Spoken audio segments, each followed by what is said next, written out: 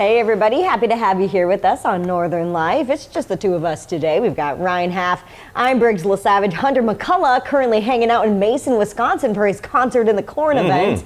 Sounds fun, right? It's good stuff, good stuff. Probably some good corn options to eat too, I'd hope. Yeah, I didn't even think about that. They probably got the popcorn. Corn on the cob. Corn on the cob. I can't think of any other corn options. Elote. Elote? I was thinking can of corn, but that's a baseball reference.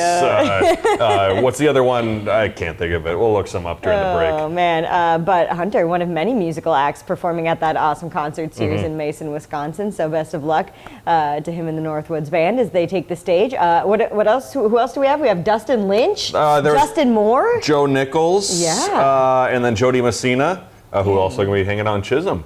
Dang, he's in good company this weekend. I know. Hopefully he'll take some pictures for us so we can show those later on. But before we start our show today, our awesome coworker Keith said he met a couple who watches Northern Life, and they said there's no other way they'd rather spend their lunch break than watching us. Also appreciating, quote, our genuine and spontaneous humor. Man, I love that. That's such a good, I like that comes off, through the show. Right.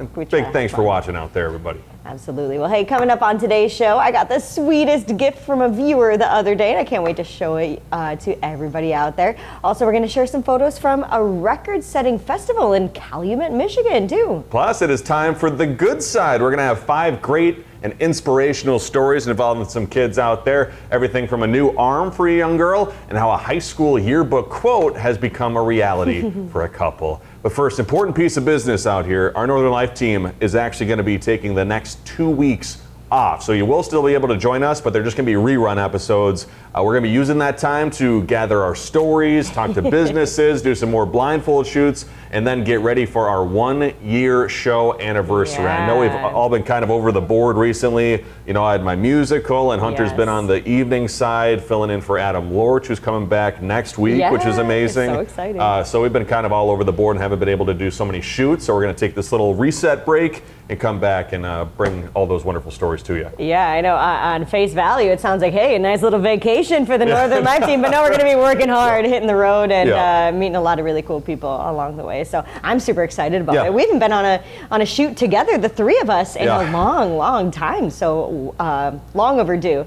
But like you said, everyone was super busy. So this will be fun to get back out there. It will be a lot of fun. So appreciate your patience, and we'll see you again. I believe it's September 9th on that Monday in the future. So be sure to get down to the State Fair too. With that being said, we'd also love to get your story ideas when we're setting up these shoots for the next 2 weeks. So be sure to send them our way. You can find us on Facebook. You can catch us on Instagram. Just send us some messages. You can leave us comments. We'll be sure to see them, and then we'll set those up. Awesome. Yeah, ideas from you all are the best, and really makes the show go round, if you will. Well, our Northern News Now team is going to make us proud this weekend. They're going to be racing in the Dragon Boat Festival in Superior. They were able to practice earlier this week. A lot of them said luckily they were able to practice because they weren't quite sure how it was going to work. So I think they got the tactics down a little bit. But they did say they were kind of sore afterwards, so they were grateful. Their practice was on Wednesday, I think it was. And then Saturday, tomorrow, the big race. So they can't wait to spend a beautiful weekend at that, out on the water. I think they're going to do really well. They said they were practicing at the same time that the Superior Fire Department was on the water too. I know, so they were kind of intimidated. Any word on results? I don't know if they were quite as fast as the fire department. I think they have it down pat. They've done it a few times.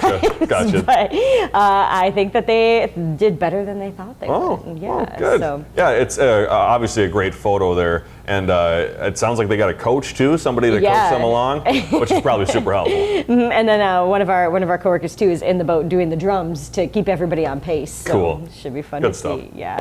Well, let's get to a special request from a viewer on this Friday. We have JJ, who we believe is a radio host in Cincinnati, Ohio. He watches us online. He said, "Hey guys, today's my birthday. Could you please do a throwback for when you visited the World of Wheels Skate Center? Your wishes are command, JJ. I think we got the video right here. Big happy birthday to you, and reliving this was just the best time. We had so much fun at World of Wheels, and the people there, fantastic people. People were fantastic. We got to join that group that goes there every week, I believe, maybe multiple times a week. And now what I'd like to do too, that'd be fun as the temperatures get colder here, would be trying to skate on ice, because I'm also terrible at that. As you can see, not very great at roller skating, let alone actually ice skating. I imagine the skills you learned here, though, must kind of transfer to the ice. I don't know. It's probably a lot more dangerous, of course. Yeah, a little harder. Yeah, I think landing on ice, funny. but we'll have to try that out. So big happy birthday to you, JJ. And if the weather allows, tonight we have the Duluth movies in the park. The big flick is going to be Wonka, which is the new prequel to Charlie and the Chocolate Factory. That movie is set to start at sunset, which is about 8 o'clock at Leif Erikson Park. Like we said, hopefully the weather's all good. And guess what? You can actually find Briggs Savage there tonight, who is going to be the MC of the event. I'm pumped, I got the script of my reading, and I've been practicing. Read it over a couple times? It's mostly just kind of a list of the rules and the sponsors, of course, for that wonderful event. So it'll be super fun, and you get to meet awesome people who are there for the movie. And Wonka, that's a good movie. Did you see it? I've not seen it yet. Yeah, it was fun. It was like, the prequel to Charlie and the Chocolate Factory, which I loved as a kid, and so we saw it in theaters. Maybe like last winter it came out or something, and it was good. It was fun. It was a musical and kid-friendly, too, if you want to bring the whole family. Yeah, very cool free event that we have over at Leif Erikson. Well, real quick here, some say Minnesota's unofficial 5th season is construction, and it sounds like it's the same in Vermont, but one man is trying to ease the traffic tension with dance. Traffic flagger Jeremy Stone has been spotted at a few different locations, sharing his moves as drivers patiently wait. Stone believes his dancing helps the day go by, and it's good to bring joy to the community. That's the best part, he says. Oh man, if I saw him out in my neighborhood, I'd be like, man, that guy. I want more of that guy. I would feel less bad about having to go through construction. So absolutely. What a positive attitude. Yeah. Love it. Well, hey, coming up, we're sharing stories from the good side.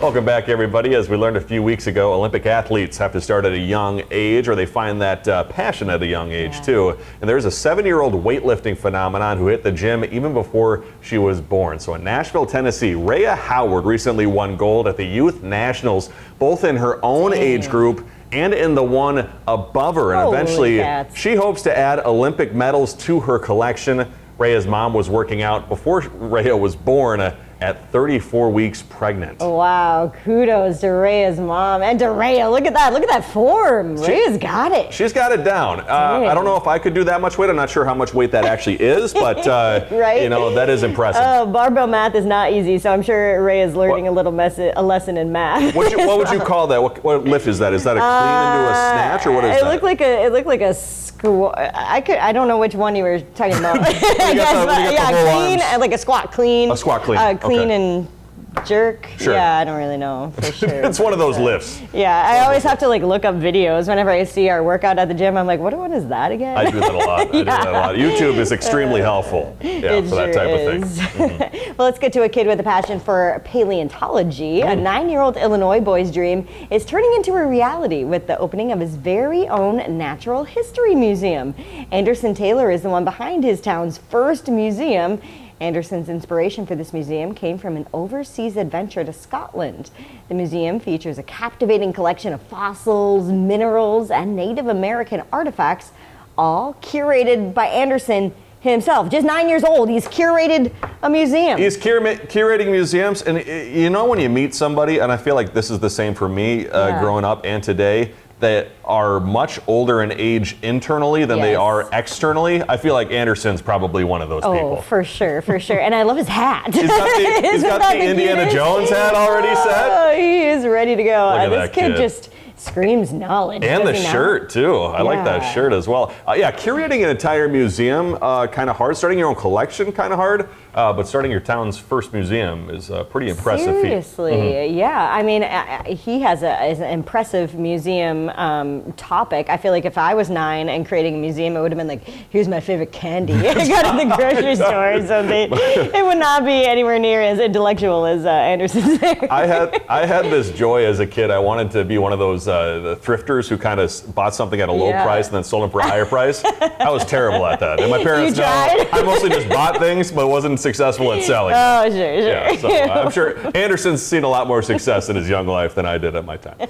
Well, how about this extraordinary little girl? Skyliana Lenz has received a life-changing prosthetic limb. The Illinois girl now has what's called a hero arm. So in the fall, Sky is going to start 4th grade, and this arm will fit her for about 5 years before she's going to need a new hero arm. But until then, she gets to enjoy all the new things she can do with this special new limb. And as you can tell from the video there, I'm not exactly sure how that technology works. I was trying to read on it, saying like it follows your muscles. So how she can use those fingers on that arm too, but pretty remarkable technology. Yeah, that must be just incredible for her to receive that, and you know, she'll be able to do so many things. Yeah. And show her classmates too what it means to be different, you know. And it's got the Spider Marvel theme too, so you're gonna be going back to school in style too. She's gonna be the cool kid for sure. Yeah. Down in Texas, an 11-year-old girl is looking to follow in her father's footsteps. The head football coach in Mount Pleasant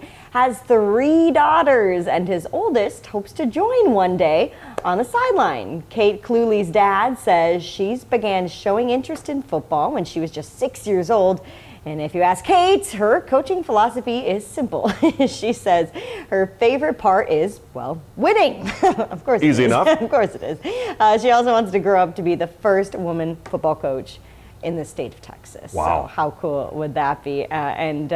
You know, really cool that she's not afraid to hit the field with the boys there. She does not look intimidated. She's got the whistle right in her mouth, ready to call them on their antics. She's definitely been looking at her dad a couple times, calling out 2 push-ups. Yeah. That would be the best part, I'm sure, for a little girl to like have her classmates running around and be like, "Hey, you over there, 2 push-ups, Sammy." Or imagine going to math class, and then after math class at night, you got your classmate yelling at you. Like, but obviously she has the experience too. Yeah, cool. Well, you know, in gym class, we got to play football sometimes in high school, and it was so much fun. I loved it. I wish I would have been able to, you know, join the team or maybe even have an experience coaching like that. Those are going to be fun nights ahead here in the Northland for high school students. Friday Night Lights. Well, it took a few years, but a man in Florida finally made good on a high school bet he made when he got married. The middle school friends to high school sweethearts, Sarah Dill and Cade Wessel, met on the first day of 6th grade, and now they're husband and wife. Years ago, their love story took a public turn when Cade boldly predicted their future in his senior yearbook. He wrote in there, $20 I marry Sarah Dill. And Cade says, sometimes when you know, you just know. And look at that, they're married now. He really knew what was coming. I wonder who owes him the $20. Right. I don't know if he put it out himself and he's just going to keep it, but it's pretty remarkable. I don't think we had the opportunity to write quotes for our high school book. I don't think we did either. Yeah. I don't have one under my name anyway. I wouldn't want to know what it was if I had one. No, hopefully, I don't think mine was going to be anything like that. Coming up, what a gift, a sincere present for Briggs from one of our viewers.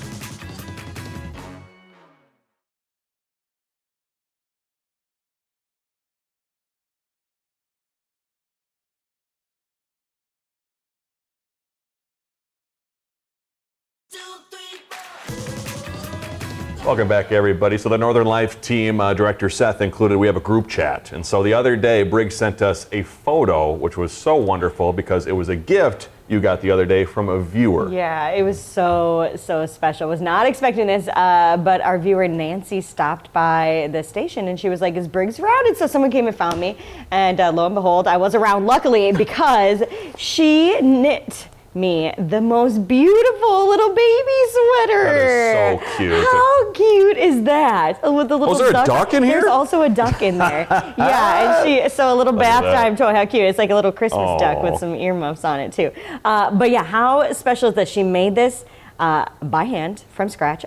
We learned how to knit, and that just makes me even more impressed by this. I think we did about Isn't it this cute? much of a, just the back, that much of the yarn when we did it. So this, you know, I'm sure she's been knitting for a long time, but this must have taken just so long, and it was such a sweet, thoughtful gift. And check this out. There's a zipper on the back of the back of the sweater. I've never seen this before. Oh, so it's going to be super easy to put it on like that. Oh, no. There goes Ryan, got it. I got you.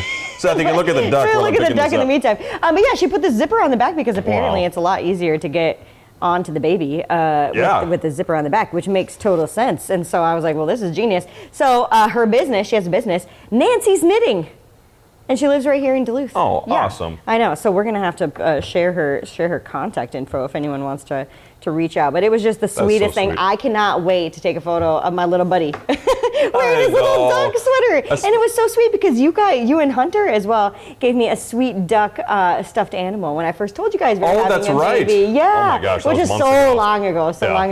And so now he's got all this duck themed stuff. Oh. I know, he's going to be a lucky boy. He's going to be set. This cute little duck ribbon I'm going to have to hang on to cute. too because it's just precious. So thank you so much, Nancy. Just adorable. Perfect too for because it'll be like a winter baby. It sounds like late fall winter baby. Perfect for the little sweater action. Oh yeah, he's gonna be wearing this sweater a lot. He's gonna be bundled up. Little does he know it. Bundled up. Well, from an awesome gift to a decree from what they're calling the Kingdom of Pastoria in Calumet, Michigan. Organizers told us Pasty Fest was a medieval win. And so this year, pasty sales skyrocketed with each vendor who sells pasties during the day, bringing up about 1,000 or more of them. And this year, they apparently had 9 entries who went into the pasty bake-off. It seemed like a very fun and medieval-themed bash in Calumet with a couple other great activities. Yeah. A pasty mascot. Oh, what more could you want? That's good stuff. That's good stuff. And that little boy sitting in the bubbles. Bunch of bubbles. Yeah. Bubbles and pasty. Oh, it was so cool when we went to Grand Rapids last summer for one of our Your Town shows. We got to try some pasties that a viewer brought us, and they were delicious. So good. Yeah, it's all the good stuff. Yeah. Well, speaking of things perfect for the fall and the winter. Pasties, absolutely. It's going to be an exciting school year for a number of students at Rock Ridge Public Schools. North Star student, staff, families, and their communities have been patiently waiting for this moment. The new North Star Elementary School is complete in Virginia, Minnesota, and leaders on social media say they are ready to shine. They held an open house last night to show families all of the brand new rooms and spaces the kids are going to get to enjoy there this year. And of course, all the years to come too. What a beautiful school. I just missed out on attending the brand new East High School. When I graduated, I was in the old East High School. And then the new East, I took a tour of it. It's beautiful. So how fun to be able to attend a brand new school. Yeah, it's cool too when you're a kid. You go, oh, I get all these new cool rooms and everything. Yeah, it's so big, fun. Exciting stuff. Also, quickly, big shout out to the new Bulldogs who are in town who moved in the past couple of days. Welcome back. When we come back, we're going to deliver another reminder about the next few weeks and meet a man with an impressive collection.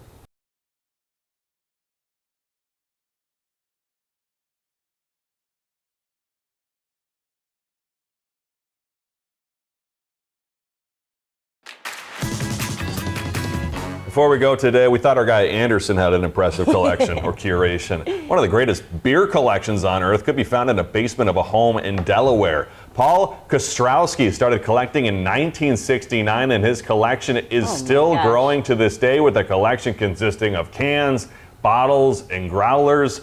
Paul is a member of the Beer Can Collectors of America, which is apparently a real thing, even getting a magazine.